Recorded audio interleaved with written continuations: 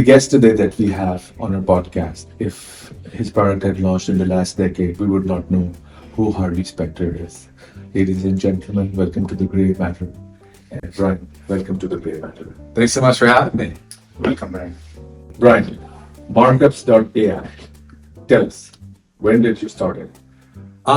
2 years ago now, which we joke that we're one of the oldest companies that started after this new AI technology came out. But we launched with the idea that we wanted to help automate negotiation of contracts, but to do it in a way that didn't feel like software. So we built something called Agent Marco, which you just email back and forth with, send all your contracts to, and Agent Marco marks it up, revises it for you, and sends it back via email. So really easy to use, but really powerful. I remember earlier when we were speaking, you told me that Agent Marco, you have to tell Agent Marco about you, your personality, what you want and not. So Agent Marco sort of records everything for you, and you don't have to tell them every time.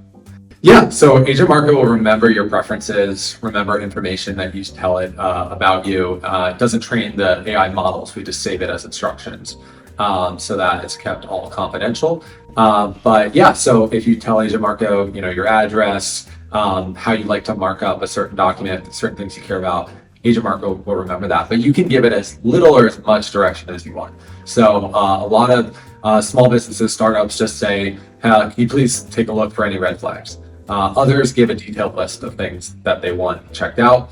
Either way, Agent Marco will take anything you give it, look at what's market standard in this situation, and represent you in the contract revision before it delivers it back. And it also will explain what it did and why it did it in an email and in comments in the document. And how did you train Agent Marco? We've been working on it a couple of years, but I think on a most basic level, we got some early clients, mostly in the private equity space, that gave us a lot of their documents and asked us to kind of replicate how they revise documents. Right. So we built out very detailed playbooks to instruct Agent Marco on what to do in all sorts of situations.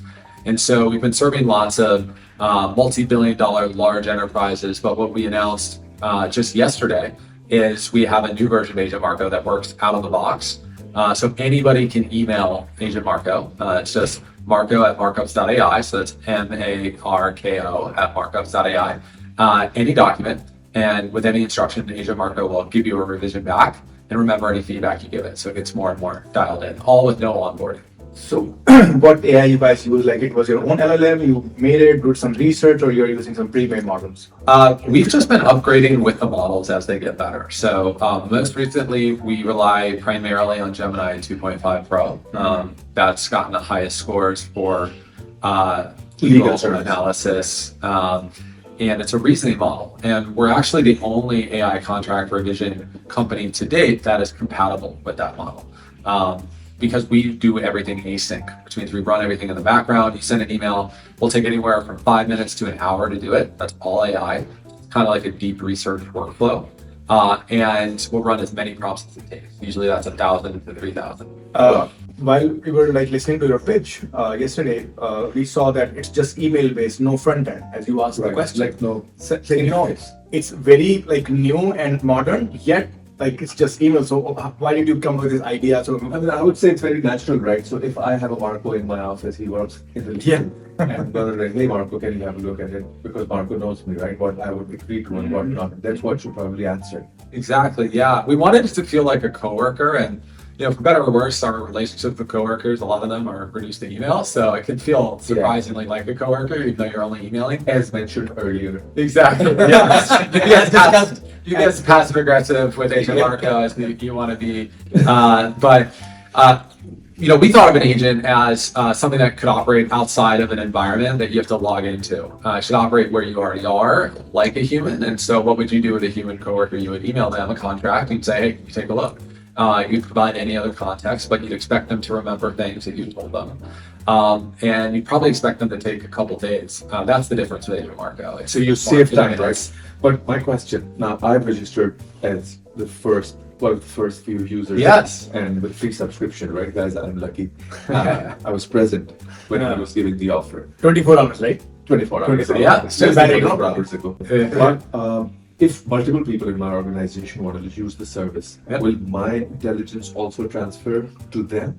Yeah, so we have enterprise accounts that you can set up.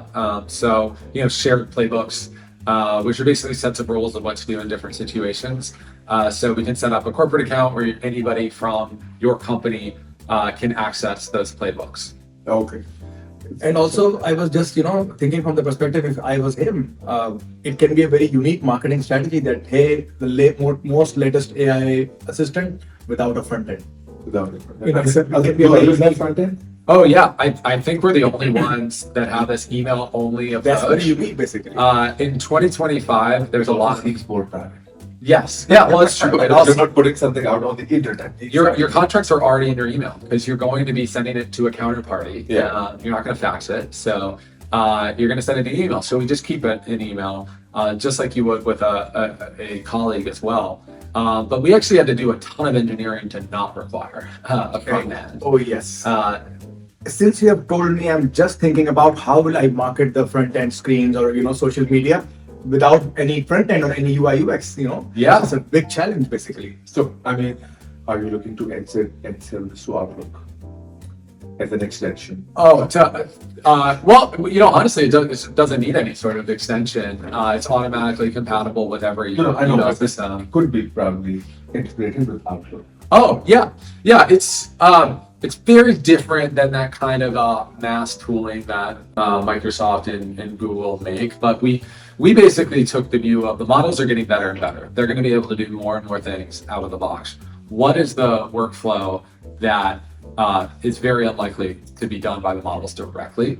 We think provisions is the answer because it's so delicate. You have to really make every change surgically. There's also a huge formatting element. Yes. So we changed the underlying XML code in the Microsoft Word documents, all async so that you don't have to be there. All of that is just a really technical exercise. We have a PhD on staff that helped us build everything. My co-founder, Sam Shelley, he started his career in AI and data miner more than a decade ago here in New York. He's one of the first employees. He also built a large company called Vault Health that did very well. And so this has been a really technical product. We've been working on it for 2 years, and everything has required a lot of configuration for clients. And this is the first time we've automated that enough that we can just give it to anybody to use right away. So, have there been any strikes by lawyers? Look, well, my parents are both lawyers, and there you go. so fortunately they've been supportive. There's still lots of legal work to do. We're just helping automate the commercial contract work. The boring one. Yeah. I mean, I think it's very interesting to decide what you want to do in a given situation. But once you've decided that, the work of repeatedly applying that rule, that decision, that's not very fun for humans. So there's still lots of legal work to do. We're just taking maybe the worst part of it. It's a lot of change management as well. Mindset, so it's a big change for us, especially people who are like above 50. Very difficult for them to go onboard on this. Well, we think our solution may be perfect for those people because Okay. everybody has email at this point. Yeah. So they get to work with Agent Marco without having to learn a new system, log in, figure Remember out the right password. window, remember the password. And often when you have software like that, what you get is a few power users. What we do is we want everybody in the organization to benefit from this. So anybody in the org, when we set up an enterprise account, can email in to Agent Marco and get that benefit. So it's not just the people that are in the legal systems, it can be anyone in the company. So, there's a use case. Khurram and I are entering a contract very soon, right? Yeah. What if we both use Marco? Yeah. So we actually did a demo yesterday where Agent Marco was negotiating both sides of the agreement, faithfully representing each client. Marco does not have a heart. Marco's a gun for hire. Emotionless beast. Marco will die for its client, and no matter who that is, whether it's Ballet itself. All joking aside, Agent Marco can't be used on both sides of the argument or the negotiation, and we see that eventually being the case, where AI will negotiate with other AIs. And so right now, how it works is, let's say you get a document in from a client, you forward that to Agent Marco. Agent Marco sends it to you. You take a look, you send it back to your counterparty, or send it to your counsel to get reviewed. And But where we see this going eventually is you just loop in Agent Marco, and Agent Marco handles the negotiation and then sends you an eSig link for you just to sign yourself. Obviously, a lot of trust has to be built up to get to that point, but we think very soon people will start to trust AI like that. Yeah, I mean, if they're trusting them to talk and making AI their shrink, I'm sure they can make AI review their contracts. Yeah, people are trusting AI with a lot of things right now. So was this your first startup, or you have some history and background? Yeah, no, this is if you don't count the lawn mowing business in high school, this is my second one. So we'll count that. Yes, I'm sure that's what you want to talk about, right? So what you were selling there, you can talk about it. Yeah, well, we expanded. It's revenue. It's revenue. Yeah, we were immediately profitable, which is turned out a lot harder to do as you try other things. But no, my first company, it's called Timber Pack, makes sustainable materials that replace plastics like styrofoam. So it's used to keep food and pharmaceutical products at proper temperatures during transport, but it's recyclable, so you can recycle it. And it's made from paper and plant material rather than petroleum products. And so started that with 2 engineers in 2015, and still growing strong. So still And scale up from 2 to? Yeah, we have more than 500 employees, more than 100 million in sales, still growing quickly. So it's doing really well. A CEO for the first 7 years, sold part of it to private equity, and still on the board. So it's fun to still get to be involved, but to get to go back to the earliest stages. Your customers. We serve a lot of folks out there. I think publicly, HelloFresh is a big one that we do. We've been working with them a really long time. But we ship all sorts of things. So vaccines, dog food pet food's a big category for us. Smoothies. If you've ordered something online, ice cream, meats, anything like that, pretty good chance it comes in one of our materials. Wow, that's an achievement. That's some kind of change management, and that's some kind of impact in the world. Yeah, no, it was an incredible experience, and I learned a lot. And it also one of the biggest pain points that we never really solved were just all the contracts that we had to go through. Sold to some really big companies. We raised over 250 million as we were building out the business, and so we're just always drowning in contracts. It was always a bottleneck, no matter how many people we hired. So. Was eager to figure out a better way to do it. And my co-founder, Sam Shelley, he had this idea to use AI to help analyze contracts before GPT came out. And once it came out, I started integrating it. And when we got together in 23, we said, let's not just analyze it, let's try to take it all the way and really automate the negotiation. Turned out that was a lot harder than we expected. It took a couple of years to get it truly automated. But here we are, and now we're analyzing thousands of documents a month. And you have commercially rolled out. Yeah. We're growing really fast. We have customers with north of 20,000 employees and all the way down to 2 employees. And it's a subscription model? Yes, it's all subscription. So we do flat pricing, so you know exactly what you're going to pay. It's unlimited usage. We don't want to penalize you for using the product more. We want it just to feel like all your contracts you can just send to Agent Marco. And it starts at just $100 a month. You guys were able to claim a rare free first year account for that. But then we also have enterprise contracts that have additional features, additional support that are north of that. But everything we do on the enterprise side is on a per organization basis. So anybody in that org can use it. Right. Oh, excellent. Regardless of how big or small. Yeah. And we price it depending on how large the organization is, All right. how much setup they need. So we charge in that model by the number of playbooks that we create for a client, which are very detailed sets of rules that our lawyers help validate for the clients. We've seen that all AI that is coming, they sort of have a next step or a vertical that they sort of pivot towards. For Marco, what else in the legal space? Yeah, so we really focus on contract revisions. It's really an art, so it's something that we can always get better at and make it easier and easier for folks to use. We also recently launched custom analyses, so you can send any contract or really any document. And if you're just looking for answers to specific questions or a general summary, you can just do that in email. So you can just forward it to Agent Marco, ask for a summary or analysis, and Agent Marco will send that. It's also often helpful for when you just want to understand a document quickly. You don't want to have to download it and re-upload it into ChatGPT or something like that. And then Agent Marco knows a lot about you, so can remember what you'd like to see in a summary. I think where we see this going also is just automating the negotiation as much as possible, getting to that AI to AI. So you can agree to a very long document in maybe just a matter of minutes because you built that trust with the AI. Yeah, beautiful. This is beautiful. I love it. And we'll just go towards closing the show. Any other thing that you would like the audience to know? Anything about like advanced technology or what you're doing as next steps and how would you like to scale up the company from here? Yeah, well, we are just launching this new product that anyone can use. So we are starting our marketing efforts there. So that's really exciting. It's kind of a product-led growth strategy. So this podcast is fantastic for that. So I really appreciate the opportunity. But we're going to be doing traditional media, email campaigns, social media, and just trying to get the word out. So that's the biggest thing. We want to be the first thing people think of when they're like, hey, I got this document. I'm not sure where to start. I'm going to send it to Agent Marco and have them mark it up for me.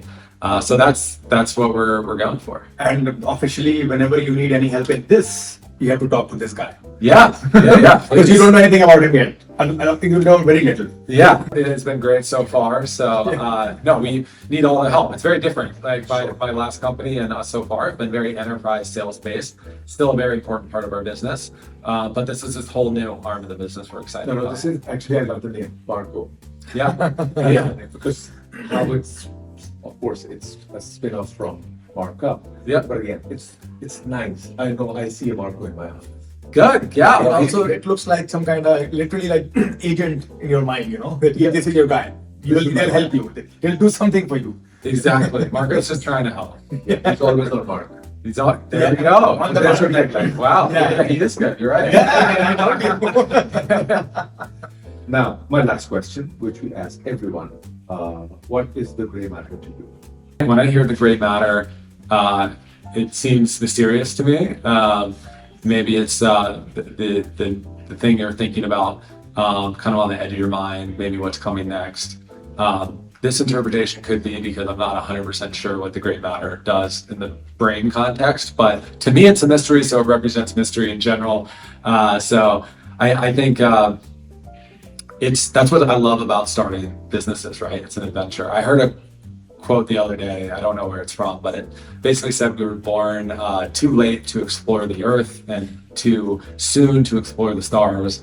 So what we're left with is B2B software. And, there's some sad truth to that, but it is an adventure and it's always new. So I don't know. What is it actually? You can tell me why. So the reason we asked that, it sort of started with the first episode, we were short of questions. We started asking this question towards the end, Okay, yeah. And I sort of made it a signature that towards the end, I would always ask. And then we compiled the whole season's responses of everyone. Okay. See, the great matter is mystery. You were right. Oh, that's right. Oh, wow. It's All right. It is the space between not doing anything and doing something. Fantastic. It's the space between Black and white. one, right? It's the space between black and white. All right. You can cut out the part where I wasn't sure. 'Cause I'm confident. That's We want it to be like this. We want The it to be like random this, thought right? comes to your mind. So you what should is say great? That's why I said, what is great matter to you? I mean, it would Yeah. be your T-shirt that you wear, right? Yeah. That's my shirt. that. Yeah. And that's an answer, right? Because Yeah, no, it's fun. That's the beauty of the gray matter. Subjective Yeah. answer. Yeah. That's how we as humans operate, right? Yeah. We always operate in the gray matter. yeah. And then either we go back or forward Mhm. for the good or bad, Yeah. Yeah. right? Everything is a gray matter, right? You came to this show, you were in a gray matter, you did not expect what's going to happen. Totally. It's good. You have a call now, we end the show. Thank you very much, Brian, for being on the gray matter. Yeah. you, Brian. Thanks so much for having me.